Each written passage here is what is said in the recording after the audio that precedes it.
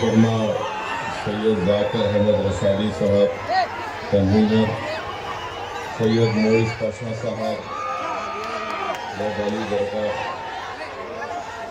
मुफ्ती मंसूर साहब, मौलाना मुर्तज़ा साहब, मौलाना मोहम्मद शोएब साहब, मौलाना नूर मोहम्मद साहब, जनाब दादा पाशा साहब, मौलाना जबीउल्लाह साहब, मौलाना अतर पाशा कादरी साहब, जनाब मुनीर अहमद जमात इस्लामी के नुमाइंदे हैं, साबिक़ा रुकन असम्बली अब्दुल लतीफ़ खान साहब, मुफ्ती ज़ुबैर अहमद साहब, प्रोफेसर मतीन कादरी साहब, मौलाना ग़यास अहमद रशादी साहब, मौलाना इसाक़ साहब, मौजूद हाज़रीन इकराम, क्योंकि 9 मिनट बाकी है और मैं मुख्तसर से वक्त में मैं अपनी पूरी बात तो रख नहीं पाऊंगा, मगर वक्त का 9:30 बजे जलसे को ख़त्म करना है।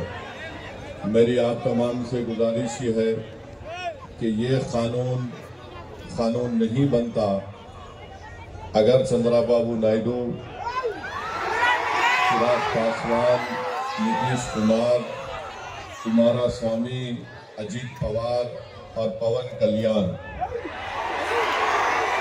ये लोग अगर बीजेपी के इस लाए हुए बिल की मदद नहीं करते तो आज ये कानून नहीं बनता। मेरी आपसे गुजारिश ये है कि आप कभी भी मत भूलिए चंद्राबाबू नायडू को, पवन कल्याण को, नीतीश कुमार को, चिराग पासवान को, कुमारास्वामी को, अजीत पवार को और जयंत चौधरी को। और आप अपने जमहूरी तरीके से जब कभी भी आपको मौका मिलेगा आंध्र प्रदेश में, आप चंद्राबाबू नायडू को हराइए, पवन कल्याण को हराइए। जब तक आप इनको सियासी तौर पर शिकस्त नहीं देंगे, इनका दिमाग ठिकाने आने वाला नहीं है। और हम शुक्रिया अदा करते हैं जगन मोहन रेड्डी का, उन्होंने इस बिल की मुखालिफत में वोट दिया, और उन तमाम सियासी पार्टियों का शुक्रिया अदा करते हैं जिन्होंने इस बिल की मुखालिफत में वोट दिया। कानून ऐसा बनाया गया है कि मिसाल के तौर पर आपको समझाने के लिए, यहाँ पर करनूल में गोल गुंबज की दरगाह है और वो आसारे खदीमा का भी उसमें रोल है। अब जब से ये कानून बन चुका है, वक्फ बोर्ड उसका मालिक नहीं है, ASI उसका मालिक बन चुका है। हम चंद्राबाबू नायडू से पूछना चाह रहे हैं कि आपने कितना झूठ बोला आंध्र प्रदेश की आवाम को कि कुछ नहीं होगा। तीसरी बात यह है कि गवर्नमेंट किसी भी मस्जिद को, दरगाह को, खानखा को आपसे छीन सकती है। आप इस खुशफहमी का शिकार मत रहिए, नहीं हमारे पास है, ये है। गवर्नमेंट कुछ भी सेक्शन 3C उठाकर पढ़ लीजिए आप। और फिर इसमें ऐसा कानून बनाया गया कि लिमिटेशन का कानून लागू कर दिया गया। अगर कोई 20 साल से 12 साल से 20 साल से वक्फ की जायदाद पर काबिज है तो चंद्राबाबू नायडू उसको मालिक बना रहे। हम चंद्राबाबू नायडू से पूछना चाह रहे हैं, आपकी एक तरकारी की दुकान है हेरिटेज के नाम से, अगर वहां पर कोई 20 साल से कब्जा करके बैठ गया तो मेरी हो जाती, आपकी रहती। आप लिमिटेशन का कानून उस पर लागू कर दिए। RSS यही चाहती है कि इस मुल्क में उनके पास एक लिस्ट है उन मस्जिदों की, दरगाहों की, खानकाहों की, वो उसको हासिल करना चाहते हैं। और चंद्राबाबू नायडू और पवन कल्याण ने RSS के एजेंडे को सामने बढ़ाया है और RSS को इस मुल्क के सेकुलरिज्म को खत्म करने के लिए, इस मुल्क के आइन को, कॉन्स्टिट्यूशन को कमजोर करने के लिए चंद्राबाबू नायडू ने बीजेपी का साथ दिया।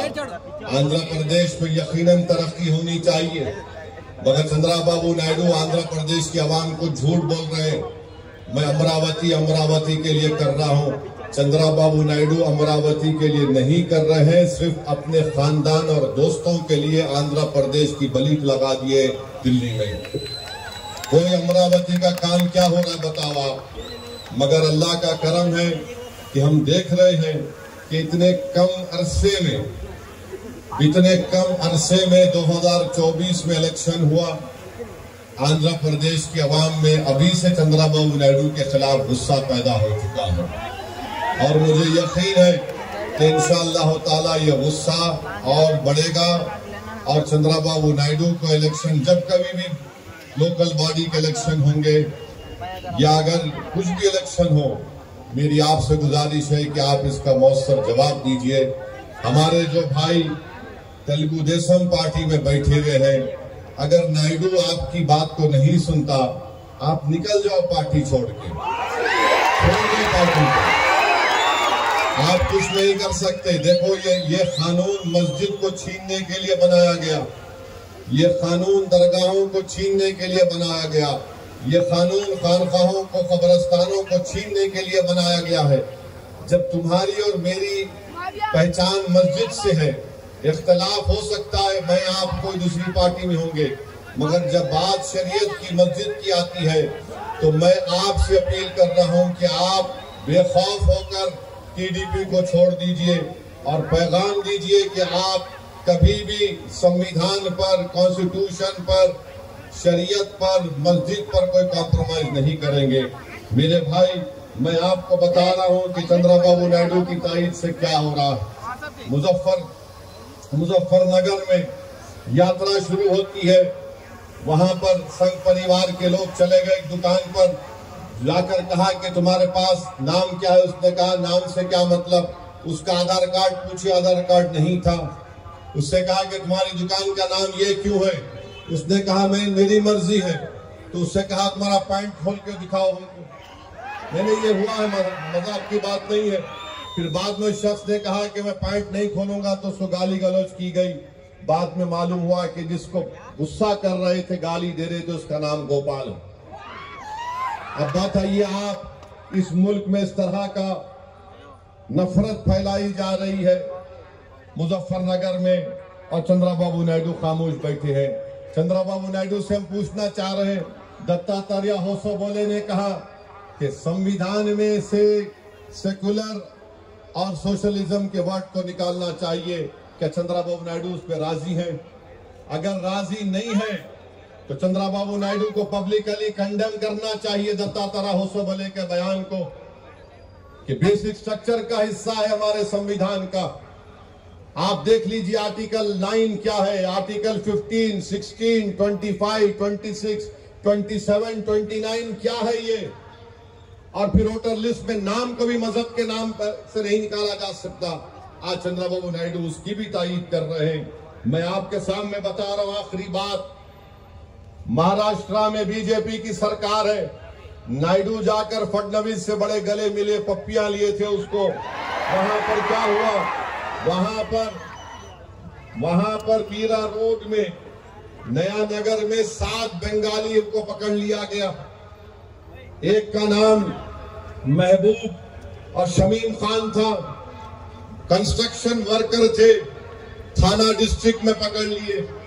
उसके बाद और 3 को पकड़ लिए। उसके बाद मियां बीवी को पकड़ लिए, फजल, मदल और तस्लीमा को।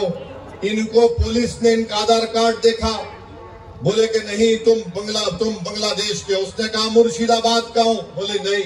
फोन निकाला, फोन फेंक दिए। उसने पैन कार्ड दिया, पैन कार्ड फेंक दिए।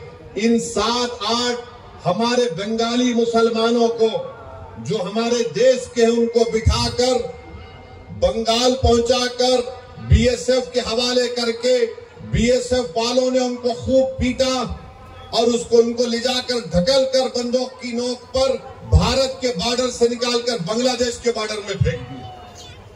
ये हो रहा है चंद्रबाबू नायडू।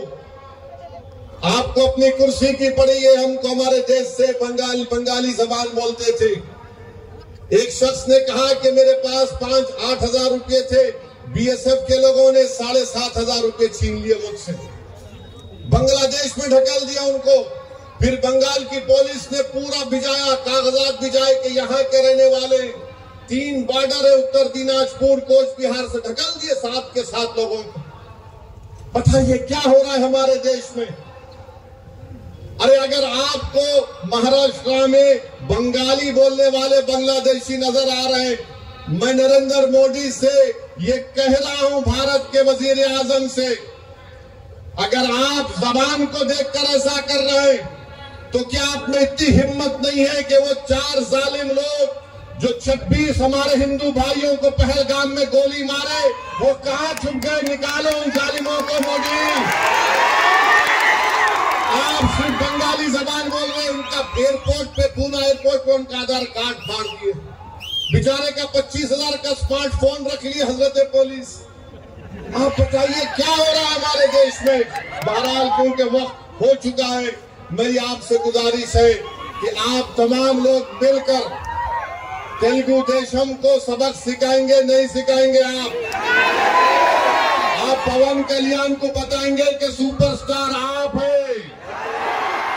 अब बहुत हो गया ये ड्रामाबाजी, एक्टिंग। तुम संविधान को धोखा दिए। मैंने अधोनी में कहा था, चंद्राबाबू नायडू ने संविधान को भी धोखा दिया, आंध्र प्रदेश की जनता को भी धोखा दिया, और चंद्राबाबू नायडू ने लोकेश को हमेशा के लिए ये कर दिया। आप जानते हैं ना इस बात को। तो मेरी आपसे अपील है कि मुत्तहिद रहिए और दुआ करते रहिए फलस्तीनियों के लिए, जो आज उनको हजारों की तादाद में वहां पर मार दिया गया। अल्लाह उन फलस्तीनियों को भी सलामत रखे। अस्सलाम वालेकुम व रहमतुल्लाहि व बरकातहू।